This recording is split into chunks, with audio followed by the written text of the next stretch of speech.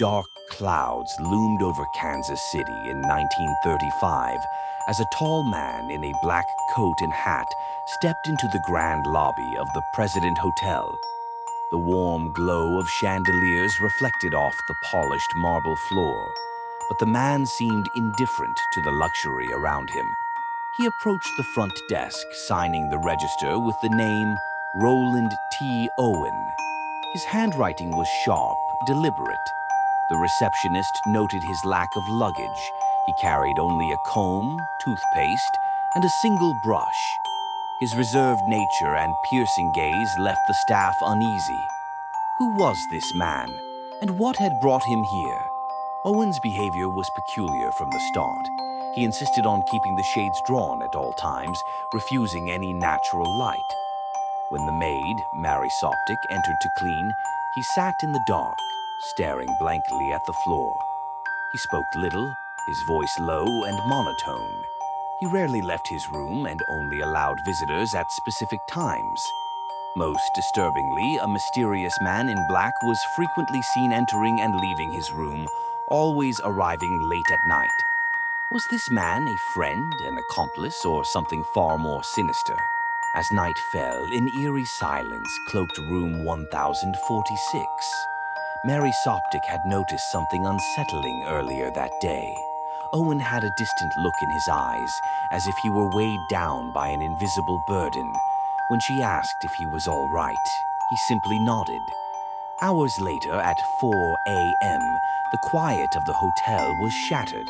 A guest on the same floor was awakened by strange noises, a struggle, muffled voices, and finally, a desperate plea. "Help me." The voice was weak, fading. The guest hesitated, but ultimately did nothing, assuming it was a lover's quarrel. In the morning, they would regret their inaction.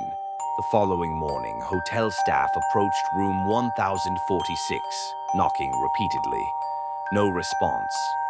Growing concerned, they used a master key to enter. What they saw left them frozen in horror. Owen lay sprawled on the floor, barely clinging to life.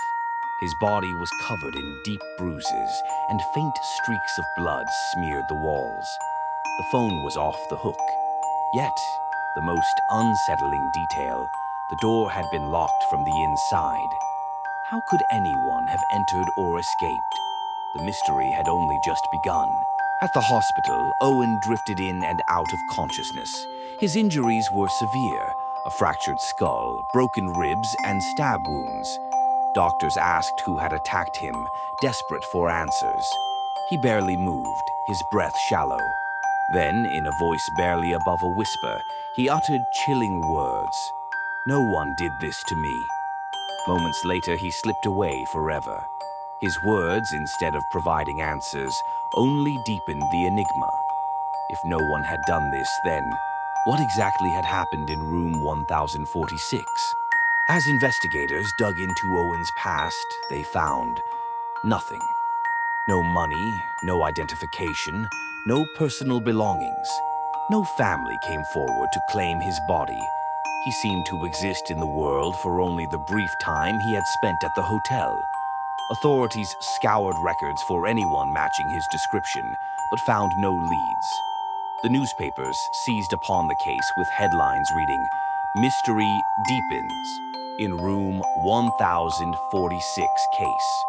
Was Roland T. Owen even his real name? Or was he hiding from something or someone before his death?